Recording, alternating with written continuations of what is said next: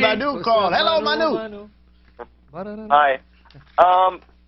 The topic of tonight's program, the corruption, I believe the word corruption for the text is a little bit too strong. Okay. And I'm going to explain why. I believe that the core of Quran, the central message of it, and the core of Quran is intact.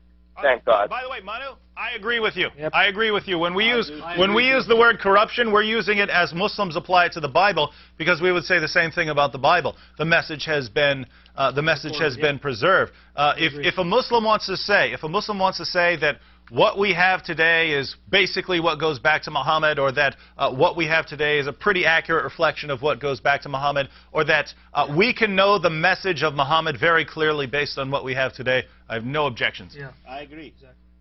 Yes, and that is exactly what position I've taken through my studies. What happened is that the task of preserving Quran after the Prophet was so immense that the human, not meddling per se, but the human effort to create the Quran came into play. Once that came into play, of course, that's going to create conflict in terms of is everything going to be preserved, or if everything is not going to be preserved. And from what I've studied, at least at the time of Osman, the third caliph, they had to use the testimony of two people to preserve what they believed that was the majority of the text. And I believe, I have even read it, that if they could not agree on two people, two of the Hafizun, people who knew Quran by heart, then they would not, they agreed that they would not add to the Quran. But everybody who was at the time of Osman agreed that the copy that they are producing is for the, let's just say 99.999% is what should be in the text. Okay, So, now one question on that, Manu. I understand what you just said, but according to what I've heard from Brother David and Sam, and they know a lot more than I do about it, wasn't there complaints like from some of the companions and Aisha about the Uthmanic version, in not just in what it contained, but more appropriately what it did not contain? And I want to add, and I know Dave has a material to add. I just want to add something. Although it's true that they require two witnesses, that wasn't applied in every case, because the same sources that he's referring to, if you go to Sahih Bukhari, volume 6, number 509, I know now they've updated Dr. Muhammad Muskin Khan's English translation of Sahih Bukhari. They use a different numbering system. The older English translation, it's volume 6, number 509. Let's see what Zayd supposedly said in reference to the two last verses of chapter 9, verses 128 to 129. I made mention earlier that Rashad Khalifa, in his Quran, if you get his Quran, he omits those two verses. He actually uses these very narrations to prove that those verses should not have been part of the Quran. And here's why. Let me read the testimony. Yes. Chapter 6, verse 509. Or number 509, I apologize.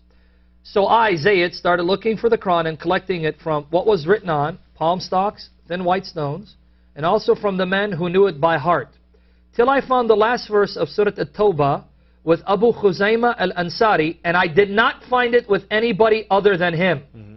So when it came to the criterion of having at least two witnesses confirming whether a passage belongs to the Quran and in what surah, here that criterion was not applied to chapter 9, verses 128 to 129.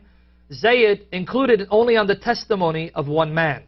And this is the narration that Rashad Khalifa used and other sources to show why these passages are interpolations and should not be part of the Quran. Just wanted to make sure that it's clear that they didn't always use that criterion, and I think Dave wants to add something. Did you want to add something, brother? Well, yeah, I'd like to, because lots of people, if you're new to this topic, you might not know what we're talking about when we're, a lot of these issues that we're bringing up, the Muslim sources and so on. So I'll give you a couple more quotations. We've talked about, just to see what we're talking about when we're talking about variations in the Quran or passages coming up missing. Jami' at-Tirmidhi, Ibn Mas'ud. We talked earlier about Muhammad having 4 people that he considered most reliable when it came to learning the Quran. In Jami' at-Tirmidhi, so this is one volume of Sahih Sitta, considered the most reliable collections of ahadith. Jami' at-Tirmidhi 3104. Ibn Mas'ud says, "O you Muslim people, avoid copying the mushaf and recitation of this man." He's referring to the mushaf and recitation of Zayd ibn Thabit, i.e. the version that you have today. Muhammad said, if you're going to learn the Quran from anyone, learn it from these 4. And his number 1 guy was Ibn Mas'ud. And Ibn Mas'ud says, and this would apply to Muslims today, avoid copying the mushaf and recitation of this man. By Allah, when I accepted Islam, he was but in the loins of a disbelieving man, meaning Zayd ibn Thabit. And it was regarding this that Abdullah ibn Mas'ud said, "O people of Al-Iraq, keep the musahif that are with you and conceal them." So when Uthman is calling for people to turn in their Qurans so that he can send out one standardized version, Ibn Mas'ud, Muhammad's number 1 teacher of the Quran, says, don't do it. Don't send him your Quran so he can destroy them. Keep them and hide them if you have to. Conceal them, but don't give them over and accept this other recitation. So we're thinking of things like that, disagreements among Muhammad's top scholars, and I'll give you another by Ubay ibn Ka'b. Umar, this is the Caliph Umar. Umar said, Ubay was the best of us in the recitation of the Quran. So he's saying the best reciter of the Quran is Ubay ibn Ka'b. Yet we leave off some of what he recites. Yeah. Ubay says, I have taken it from the mouth of Allah's messenger and will not leave it for anything whatsoever. Where does this come from? Some text we made up? No. Sahih al-Bukhari, number 5005. So think about this. Umar says, that's the guy among us right now who knows the Quran the best, and he recites these extra, he recited entire extra surahs, and let alone, passages like in Surah 33:6 where he quoted an extra line. You say, Ubay, you need to get rid of those. No, Ubay says, I heard this from the mouth of Muhammad himself, and I will not leave it for anything. So here you have one of the men Muhammad says is his best reciter, the man that Umar says is the best reciter in his community. And his Quran disagrees with the Quran you have today. His Quran contains extra chapters, extra lines, all kinds of things. Is this perfect preservation? Let me just briefly give you 2 more passages, because we're talking about differences among Muhammad's top scholars, but also over time it was clear that many passages of the Quran were lost. This comes from Sahih Muslim. We've given you passages from Sahih al-Bukhari. And after this, we're going to have to go to a break. Manu, please stay with us, and we'll come back to you right after the break. Go ahead. Sure.